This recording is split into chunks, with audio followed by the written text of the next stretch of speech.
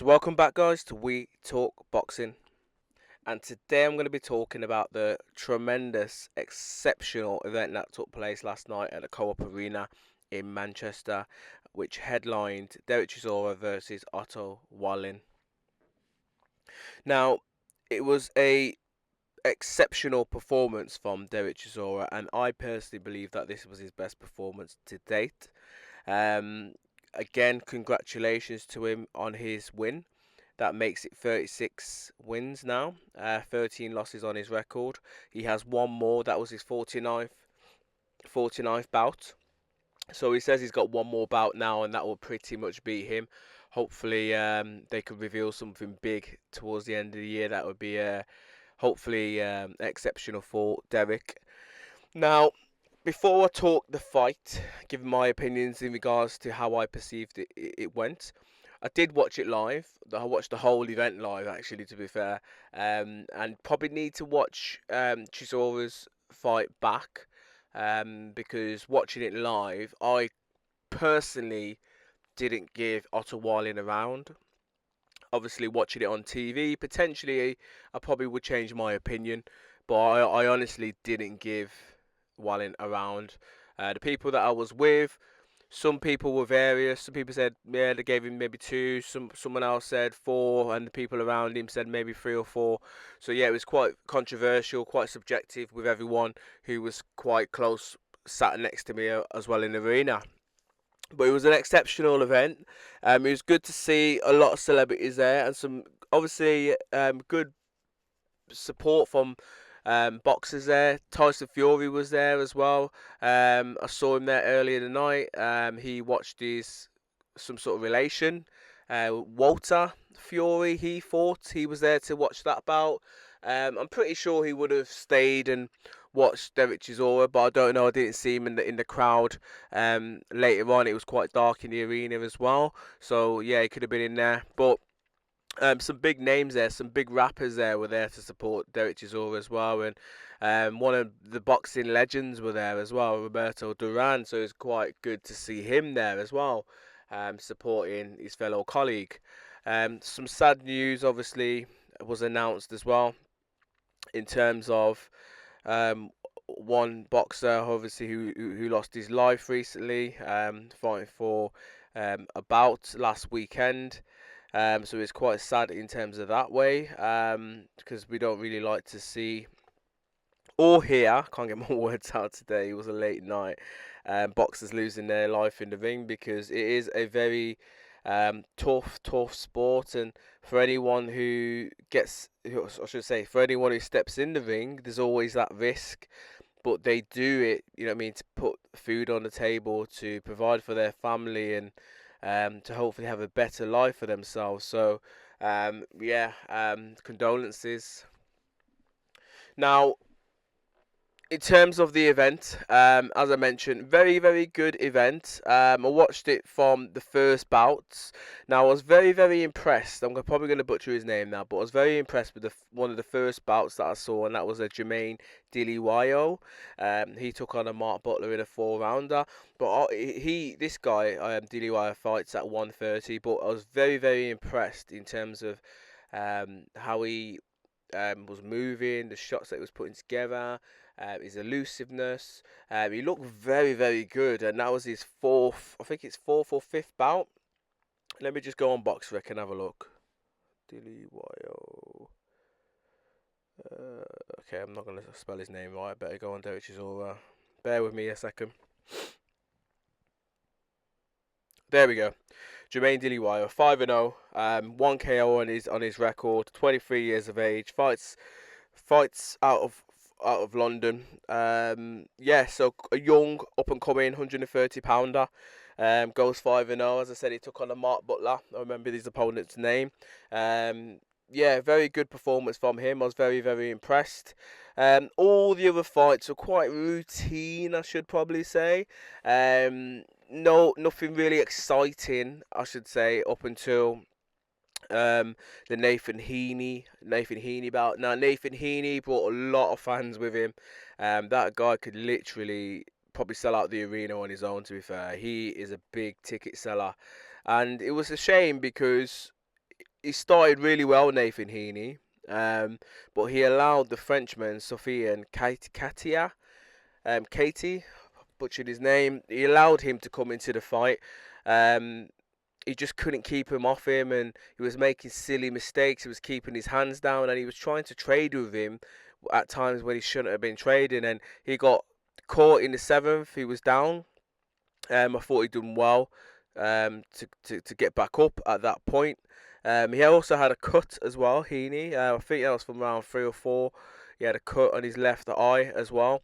But yeah, at the time, the right stoppage from the referee. Heaney was in no place to defend himself. He was in the corner, and pretty much that guy would have just let his hands go and probably would have really hurt Nathan Heaney. So yeah, disappointment for Nathan Heaney fans. Disappointment for Nathan Heaney.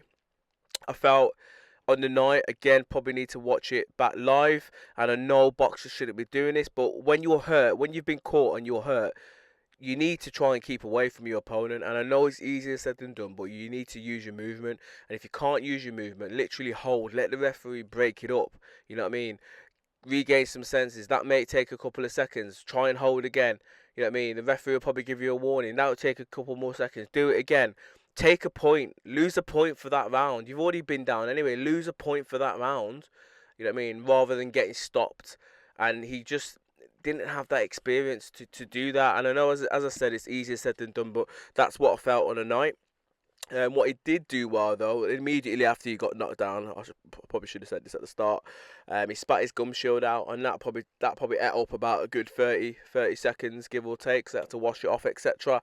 And I generally thought that probably would have regained his senses, but he just wasn't. And obviously he lost in 7 rounds to Sophia Katie. That was I'm sure it was for a WBA interim title. But they didn't give him the belt on the night, so I'm not sure there. Um, Zach Parker was another one as well. He fought against a Mikhail Diallo. Now, very disappointed, sorry, from a Zach Parker performance, and I think his original opponent was meant to be Willie Hutchinson, and if he would have fought Willie Hutchinson, like how he fought this Mikhail Diallo, he would have lost. I was very, very disappointed, sorry, with Zach Parker, and he's got all the dimensions to be a very good and decent fighter, but he just doesn't really use it, and I don't know how far he could go in boxing. I don't feel as if he's ever going to be a world champion, but who knows? Who knows? He's only got one loss on his record, 26 wins. But I don't feel as if he's going to progress onto that next stage unless he changes a few things. Now, one fighter that I was very, very impressed with, and I've never really heard him until yesterday, and that's a Jack Rafferty. Now, he took on a Reese Macmillan. Hopefully, yeah, Macmillan, for the British Super Light and the Commonwealth, and the WBC International Silver, Super Lightweight titles. Now, he is very good, Jack Rafferty. Very, very good. And I personally don't feel as if he probably got out of second gear against this Reese Macmillan. And the only reason why I said that, watching it live, he was just comfortably coming forward, putting his shots together. He had an array of punches. Combinations were slick. His movement was slick. His head movement, like feet, everything was on point. And yes, you could probably say, well, it was the opposition that he was fighting, but the opponent was half decent. Not good enough to beat him, obviously, but he was half decent, this Reese guy. But he just wasn't good enough. Now, Jack Rafferty, as I said, super light, 140 pounds. I think he goes 25-0 now. Looks very good. My opinion for his next step should be the European title, and I believe, if I'm correct, that is a Dalton Smith. I'm sure Dalton Smith has that title. So, yeah, a good potential matchup there. However, I don't believe Dalton Smith will potentially take that fight because obviously he's on bigger things. So he may vacate that, giving Jack Rafferty an opportunity to maybe fight against someone for the European title. But I will certainly keep an eye on Jack Rafferty because he looked very good yesterday. So hopefully he could do similar in future performances. But honestly, I'm very impressed from that guy. Apart from Derek Chisora, I probably would have gave Jack Rafferty my fighter of the night with his performance. He's just very very good, honestly.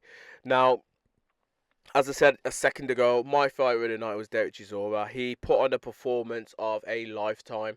I wasn't expecting him to manhandle and outclass, outbox, outgun Otto Wallin how he did.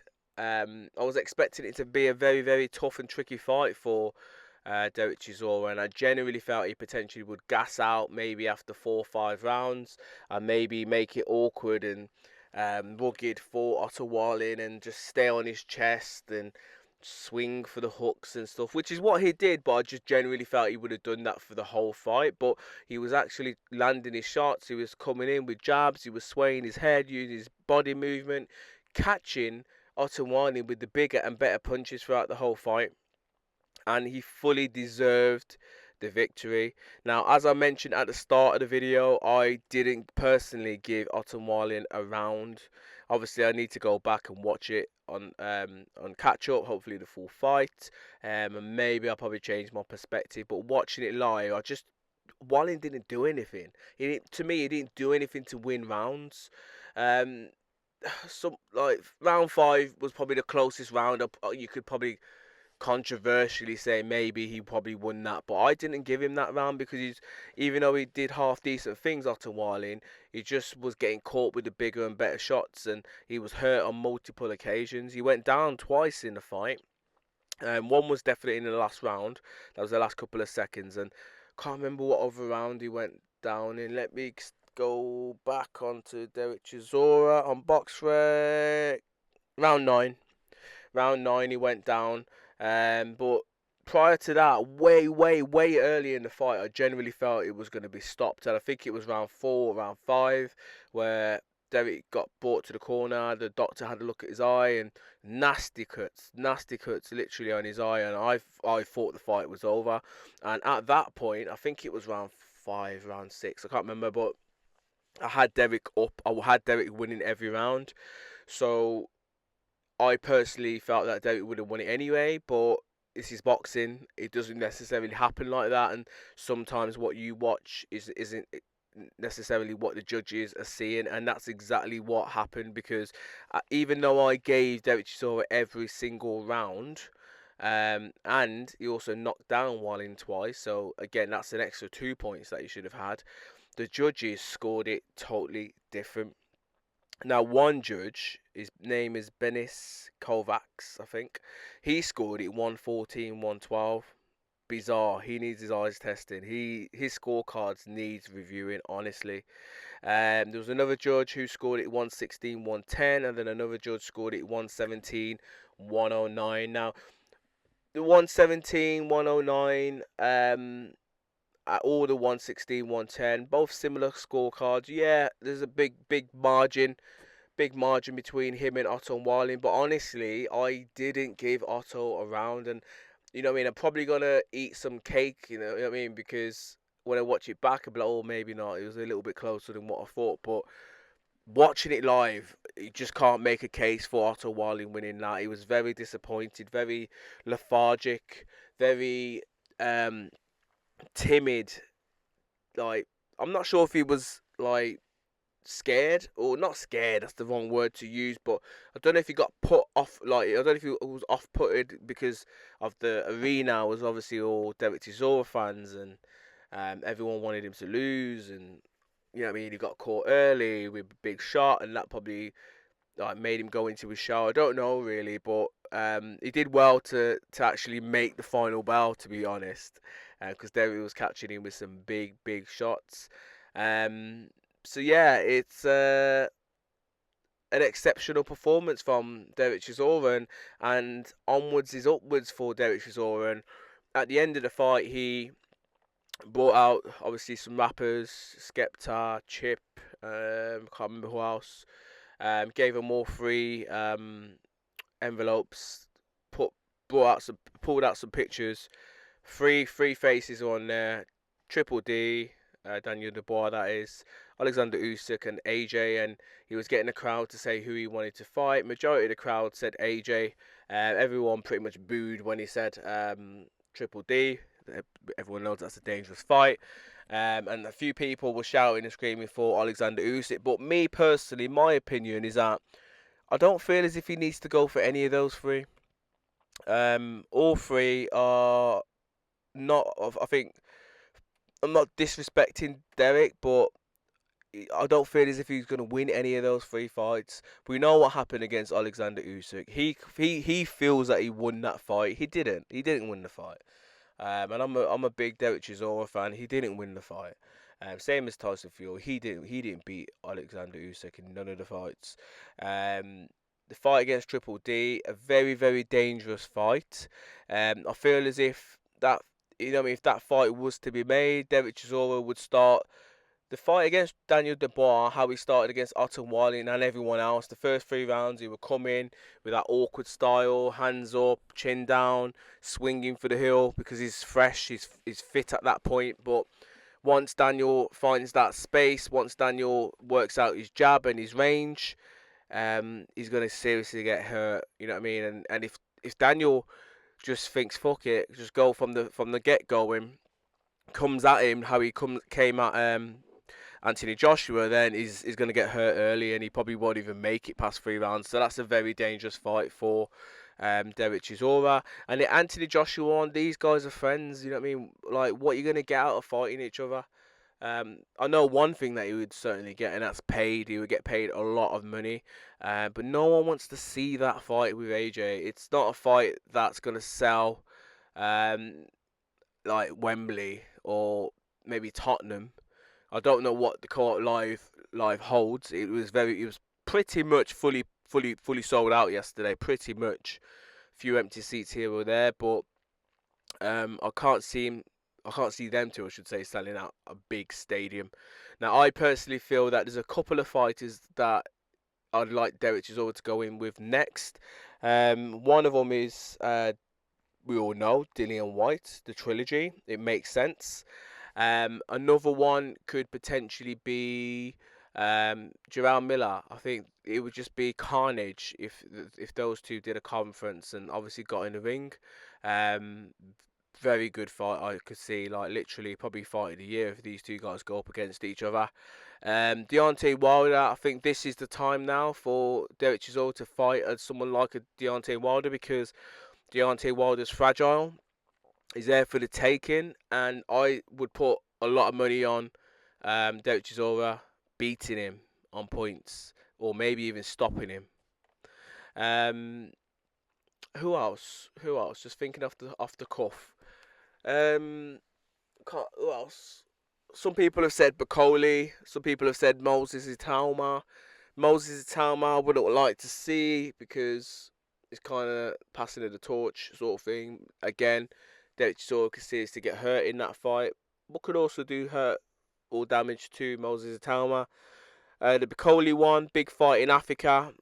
That could be okay, but the Ngannou one in Africa on the undercard of Anthony Joshua versus Bacoli. So Anthony Joshua, Bacoli, main headliner, then undercard Derek Chisora and Francis Ngannou. What a card that would be. What a card. So I like that. That would be my forerunner, really. But any of those other fighters that I mentioned would also be good fights with Derek Chisora for his last one. There was the opportunity as well, because he is now an eliminator, for him to potentially fight anyway the winner of Bacoli. I want to keep saying Bacola, but Bacoli, or Ajagba, the winner, and then obviously the winner of that fight would then have a mandatory shot against Daniel Dubois. So that would see Derek Chisora having 2 more fights. So again, I wouldn't really go like him to go down that route. I think have 1 more fight, massive fight, and call it a day. But I know this video is very long, and I know probably not a lot of people are going to listen to it, but it's one of them. I just felt as if I needed to get it off my chest because it was such a good night towards the end. The first few fights in the card weren't really great, especially some of the undercards, but It was such a good night and such a good performance from Derek Chisora that I just personally felt that I needed to kind of get it all off my chest. And if I don't get a lot of views for this, it's one of them. But at the end of the day, I needed to get off my chest. Let me know your thoughts in the comments below. Was you there like me? Did you watch it live or did you watch it on TV? And what did you think about the performance? Are you like me? Did you not give Otto Wallin a round, or did you give him quite a few more rounds, or was it actually closer than what I actually perceived it to be? Um, Let me know your thoughts. And what about Nathan Heaney with his defeat? Where do you think he could pretty much go next? And did you watch Jack Rafferty? Do you know about Jack Rafferty? Um, I think he's a talent. I think he could pretty much go far. I think he could cause trouble to some super lightweight fighters, but let's wait and see. He looks a prospect at this stage, 25-0. Hopefully, he could go far. I will keep an eye on him as well. But as always, guys, please subscribe and comment. Bless.